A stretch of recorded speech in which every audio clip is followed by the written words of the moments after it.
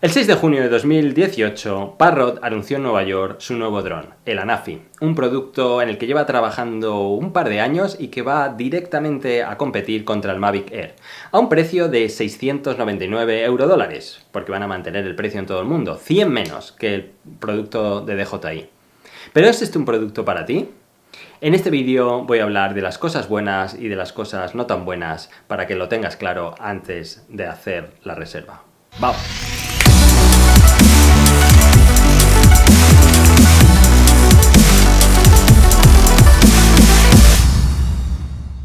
Lo primero de lo que quiero hablar es del diseño. Es un diseño portátil y compacto. Hablan de que era un insecto con patas. Básicamente es del tamaño de una botella de agua, algo bastante más ligero, con la intención de que te lo puedas llevar fácilmente a todos lados. La batería tiene una genialidad y es que tiene un puerto USB-C, de manera que no necesitas un cargador para cargarla, simplemente conectas un cable ahí y listo. Así que si tienes cualquier tipo de power bank o batería extra, puedes usarlas para cargar las baterías de tu dron. El modo de plegado y desplegado de las hélices también es muy intuitivo, algo que también se ha criticado mucho a DJI porque a veces no sabes si desplegar primero las patas de delante, las de atrás, al final puede llegar a ser confuso. En este caso simplemente es abrir las dos patas y fuera. También tiene un diseño nuevo de las hélices. Las hélices son más cortas, no van a invadir el espacio de grabación de tu cámara, así que no las vas a tener delante nunca. Y también ya son hélices de baja emisión de ruido.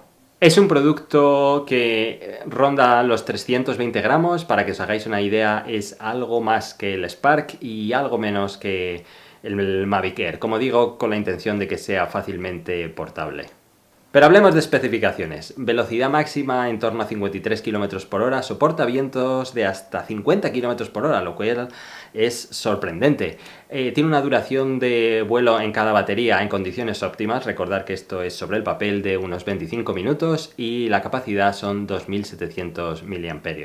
Pero probablemente la fortaleza de este dron está en su cámara, sobre todo en su sensor. Es un sensor Sony CMX230 de 1/3 de pulgada que permite grabar a 4K en 30 frames por segundo o a 1080 en 60 frames por segundo. Todo esto en alto rango dinámico, aunque tiene unos ISOs máximos de 3200 y a un bitrate de 100 megas por segundo, lo cual está bastante bien. Como factor diferenciador de la competencia tiene un zoom digital de hasta 3x, que obviamente tiene un factor de pérdida de calidad mayor dependiendo de la resolución que uses. El gimbal es un gimbal de 3 ejes, pero aquí viene la peculiaridad. Es un gimbal híbrido, lo han llamado. Son 2 ejes mecánicos y uno electrónico, algo así como lo que tiene el Spark. Los vídeos que hay colgados por ahí fuera parece que es bastante sólido, pero obviamente estas son de las cosas que hay que probar.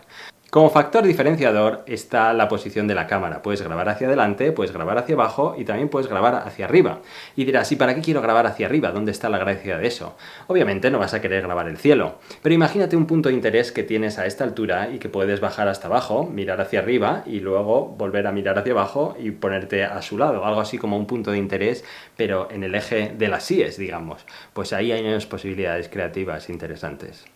La tecnología de transmisión es con Wi-Fi, con algo así que han llamado sistema de transmisión omnidireccional, algo así como el Wi-Fi mejorado, aquel que hablaba de DJI, pero ya sabéis que yo no soy nada fan de esta tecnología. Obviamente hay latencias y esto también ocurrirá, estoy seguro. Pero hay que reconocer que es un factor para reducir precio y que probablemente hayan tomado la decisión en base a eso. En cuanto al control remoto, es compacto, pesa más que el propio dron, no hay botón de encendido. Cuando levantas la tapa para colocar tu smartphone se enciende, tiene los dos joysticks tipo derecha-izquierda y 2 botones en los dedos índices para controlar el gimbal, 2 puertos USB, uno para conectarlo al propio smartphone y el otro para cargarlo. Nada de especial aquí. Sin embargo, hay un detalle que me llamó la atención y es que la propia aplicación tiene los menús principales a la altura de los pulgares, lo cual te da idea que ha habido mucho trabajo detrás de pensar cuál es la mejor manera de llevar una buena experiencia de usuario. En cuanto a los modos de vuelo, están los mismos de siempre. Están los drones, está el Tap to Fly, está Punto de Interés, está Active Track. Obviamente les han puesto otros nombres para que no sea copia de DJI, pero las opciones están ahí. Pero también incluye dos modelos de vuelo nuevo. Uno que se llama Dolly Zoom, que es el efecto vértigo, es decir, mientras el dron se mueve hacia atrás, hacer zoom hacia adelante. Y el otro 3D Mapping, es decir, capturar un objeto y hacer un modelado en 3D para hacer simulaciones posteriores. Pero ahora quiero hablar de las cosas que no están dichas fácilmente, esas cosas que debes tener en cuenta antes de pedirlo. Son 4. La primera es que la estructura principal del dron está hecha de fibra de carbono con algo que han llamado aire inyectado, para ganar ligereza y para ser capaz de absorber golpes en caso de accidentes. Bueno, suena bastante bien sobre el papel, pero a mí me da la sensación de que no va a ser lo suficientemente robusto. Pero aquí reservo el derecho de la duda, todo esto hay que probarlo. Lo siguiente y más importante es que no hay detectores de obstáculos, algo que llama la atención y que seguramente esta decisión ha sido movida para bajar el coste. No hay por ningún tipo, solo en la parte de abajo hay un sonar para ver la distancia al suelo, pero no hay detector de obstáculos. Si eres un piloto más o menos con cierta experiencia, verás que realmente no te va a aportar demasiado, probablemente no sea gran cosa. Y aprovecho para decir que deberías volar siempre pensando que no los tienes. Pero ten en cuenta la situación en la que te quedas sin batería o pierdes la conexión y vuelve al punto de origen y no es capaz de detectar un árbol o algo así. Bueno, pues ahí tendrías un problema. Lo siguiente es que la tecnología de transmisión es Wi-Fi.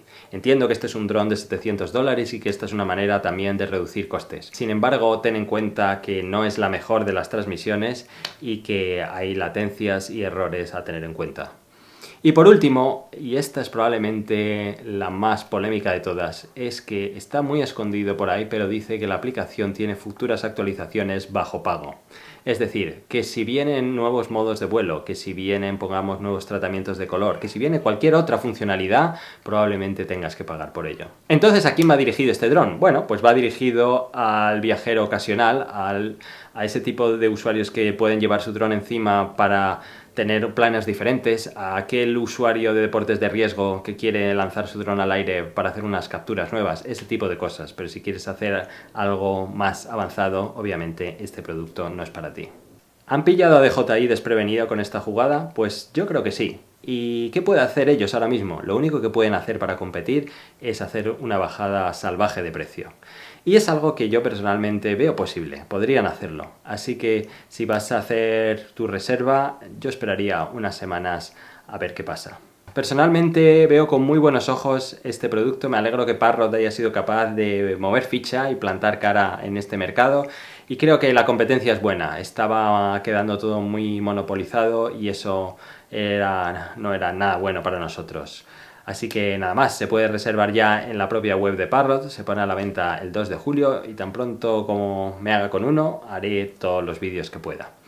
Lo dicho, si tenéis cualquier pregunta, dejo enlace de todo en la descripción de este vídeo o si no, ya sabéis por dónde encontrarme. Un saludo y hasta pronto. Adiós.